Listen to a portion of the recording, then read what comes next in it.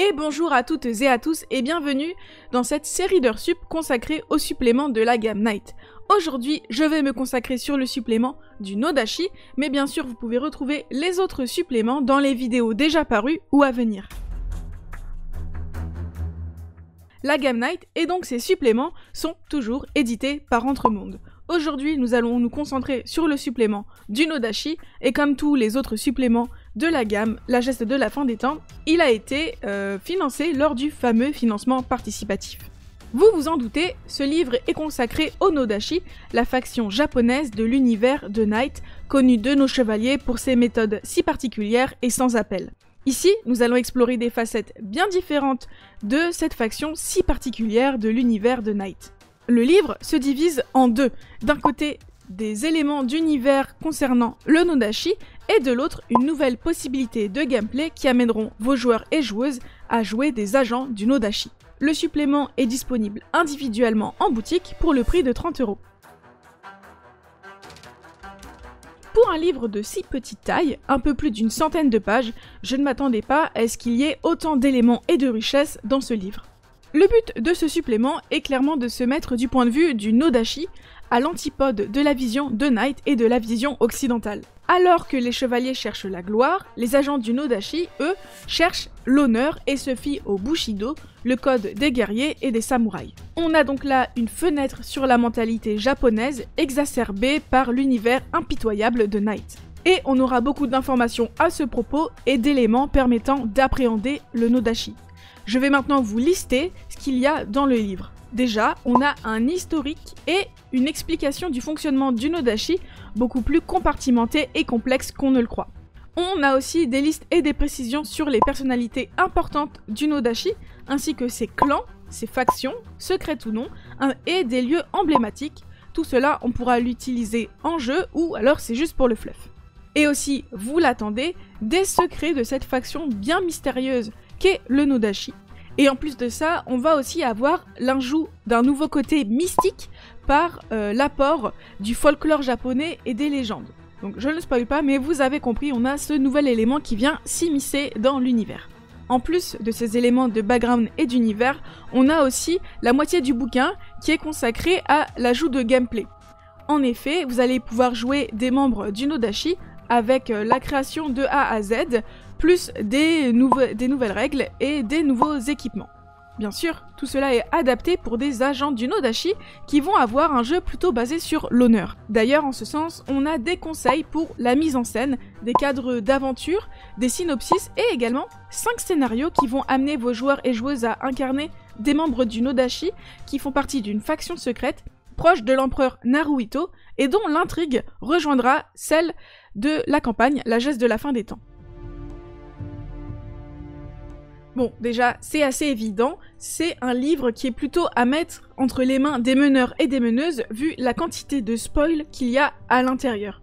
Et aussi, vous vous en doutez, ce supplément est plutôt adressé pour les tables qui sont intéressées par le Nodashi et la culture japonaise en particulier. Cet ouvrage contient des informations assez intéressantes sur le Nodashi, et va être très utile pour celles et ceux qui veulent mettre un petit peu en avant cette faction dans leur table de Night, toujours en jouant du côté des chevaliers.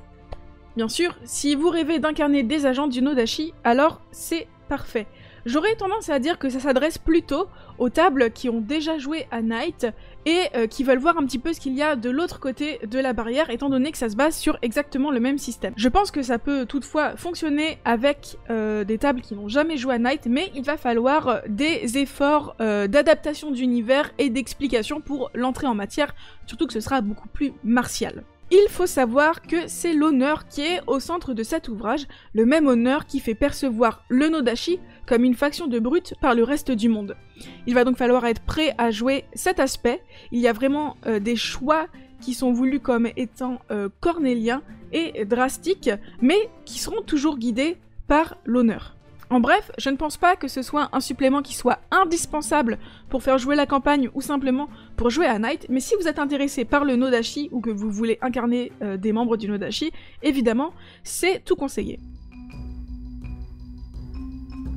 On va maintenant arriver à la critique et je vais commencer comme d'habitude par les points négatifs Et je m'attendais à beaucoup apprécier cet ouvrage, et finalement je ne vais pas être très tendre avec lui. J'ai vraiment adoré la partie supplément d'univers, dont je parlerai dans les points positifs. Par contre, j'ai des doutes sur la seconde partie de l'ouvrage, qui est un peu plus consacrée au gameplay. Mon premier point peut être aussi bien considéré comme un point positif qu'un point négatif. C'est le constat que les personnages et la création d'un agent du Nodashi va être vraiment très proche de celui d'un chevalier. Par exemple, pour la création, ça va suivre le même modèle qu'un chevalier, sauf qu'en plus, on va pouvoir choisir un clan et une formation, un entraînement. Aussi, sur la fiche de personnage, les points de gloire sont bien sûr remplacés par des points d'honneur qui ont un fonctionnement différent, et les points d'héroïsme vont être remplacés par les points de yin et yang qui vont plus être là pour signifier l'équilibre. Alors bien sûr, le fait qu'il y ait une différence et une adaptation est un point positif. Mais en lisant ces adaptations, j'ai un peu eu l'impression que c'était superficiel. Peut-être qu'en jeu ça fonctionnera très bien et ça amènera vraiment les joueurs et les joueuses à faire des choix différents, mais ça, je n'en suis pas sûre. En revanche, il y a quelque chose qui m'a unilatéralement dérangé. En tant qu'agent du Nodashi, vous pouvez incarner 5 types de personnages différents. Il va y avoir les ninjas et les shinobi qui vont plutôt être orientés vers la cybernétique, et ensuite il va y avoir les soldats, les yojimbo et les samouraïs qui eux sont plus orientés armement, armure, exosquelette et méta-armure. Et donc, si je ne me trompe pas, j'ai plutôt l'impression qu'au sein du Nodashi même, on va plutôt être amené à avoir des équipes qui sont composées soit de shinobi, soit de soldats, mais assez peu d'équipes mixtes. Et dans le livre, à la création d'une table, eh bien, il est plutôt indiqué qu'on peut faire une équipe mixte, voire même qu'il n'y a pas du tout de contre-indication à tout ça, qu'il va falloir faire des petits ajustements, etc. Moi, j'ai l'impression que ça marchera pas très bien, et je me dis que quand on joue une faction comme le Nodashi, qui est très martiale, et qui est très jusqu'au boutiste, eh ben, autant y aller aussi dans le gameplay, et faire une équipe que d'une sorte, entre guillemets, parce que de toute manière, les joueurs et les joueuses, à la fin, ils vont se distinguer par leurs actions, par leurs choix, etc. Et donc, je pense que c'est une thématique qui est très intéressante, d'autant plus que les solutions qui sont trouvées pour faire cohabiter les différents types, je ne les trouve forcément pas très efficaces. Et voilà pour les points négatifs. En vrai, vous pouvez le constater, j'ai pas de vrais gros points noirs sur le système. Simplement, je trouve que l'ouvrage est un peu en deçà des autres ouvrages de la gamme, que ce soit en termes d'originalité, mais surtout, et c'est mon reproche principal, en termes de vision de jeu, surtout par la partie gameplay. On va maintenant arriver bien sûr au point positif, et le contenu d'univers, comme je l'ai dit, est très agréable. Le fait qu'il y ait des personnages et des lieux qui sont directement utilisables en jeu, bien sûr, c'est vraiment le bienvenu. D'autant plus que les idées sont assez chouettes et vont surtout servir d'exemple et de base pour que vous créez vos propres éléments. Par exemple, il y a des exemples parmi les 88 samouraïs, et c'est assez inspirant pour imaginer les 88 autres. Pour les factions, elles sont, ma foi, très sympathiques. Pour tout ce qui est, justement, secret et factions, c'est bien sûr assez téléphoné, mais justement, de la même manière, ça donne un peu un tremplin pour les mettre en jeu, ou pourquoi pas créer les siennes. D'ailleurs, il y a quand même quelque chose que j'apprécie énormément dans ce supplément, même si c'est un peu entre les lignes. Comme je vous l'ai dit, il y a des conseils pour la mise en scène, ainsi que des types d'aventures, qui vont être par exemple de l'espionnage, de l'enquête, de l'intrigue, etc. Et avec tout ça, on imagine facilement des scénarios, et majoritairement d'ailleurs, des scénarios où on se concentrerait sur les jeux de pouvoir et on laisserait un petit peu le combat de côté.